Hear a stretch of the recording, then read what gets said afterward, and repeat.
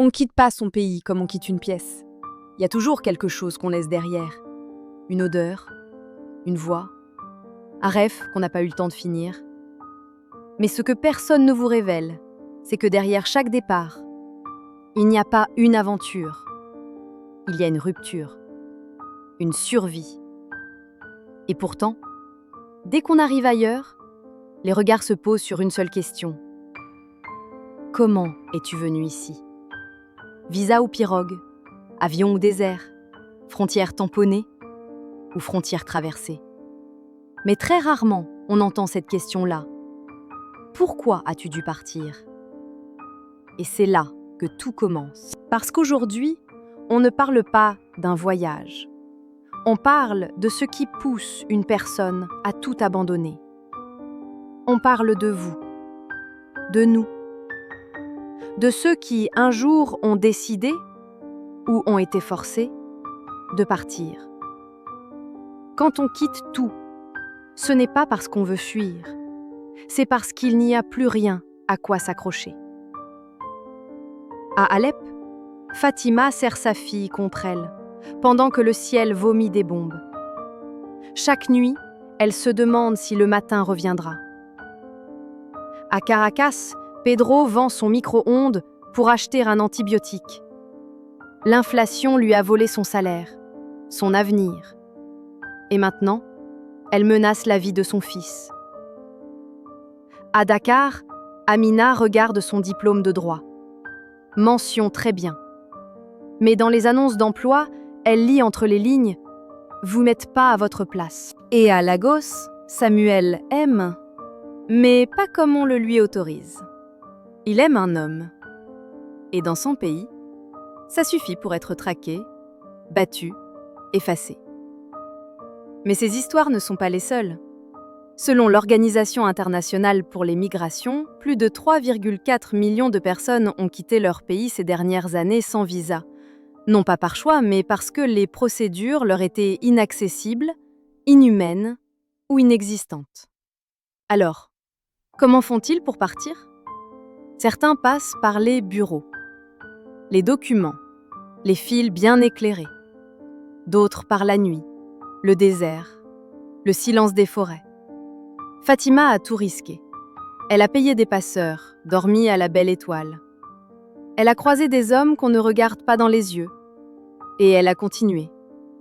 Parce qu'elle n'avait pas le droit de s'arrêter. Pedro a eu un visa étudiant. Un cousin en Espagne lui a envoyé une lettre d'invitation. Mais même avec un papier en règle, il vit chaque jour avec la peur que son statut bascule. Amina a été acceptée dans une université en Allemagne.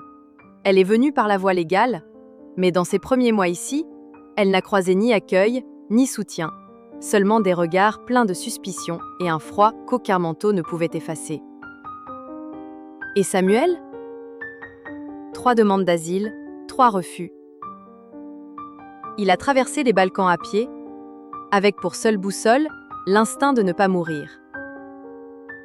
Ils sont tous arrivés, mais pas tous de la même manière, et c'est là que commence une autre frontière. Une frontière qu'on ne voit pas, mais qu'on sent, chaque jour. Dans un foyer d'accueil, Amina croise Fatima. 2 femmes, 2 continents, une langue commune, mais entre elles, un mur invisible.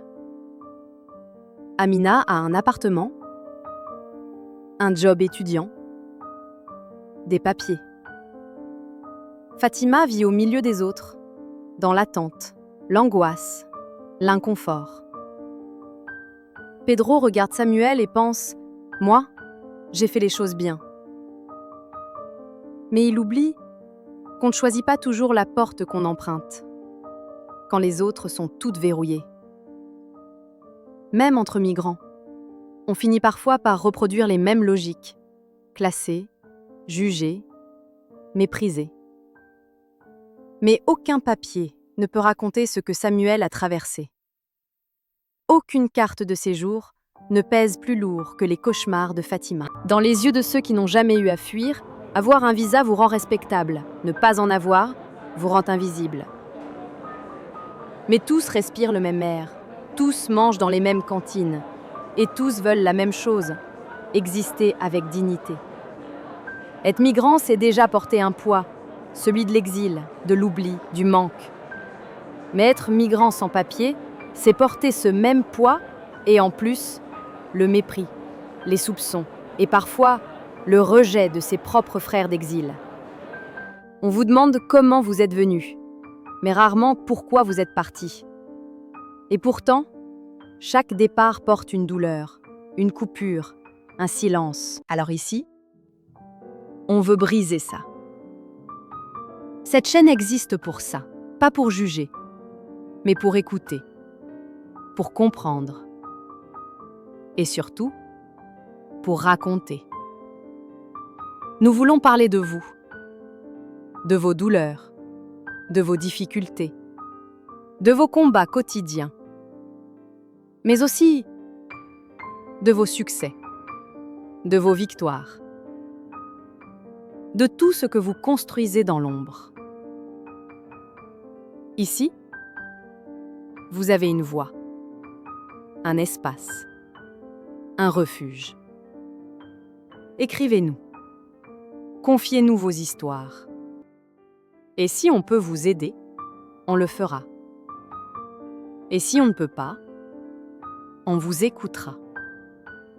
Parce que parfois, une oreille sincère vaut plus qu'un papier officiel. Abonnez-vous et revenez. Revenez pour écouter. Revenez pour raconter.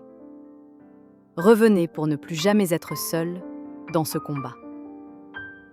À la prochaine pour une autre réalité dans la vie d'un immigrant.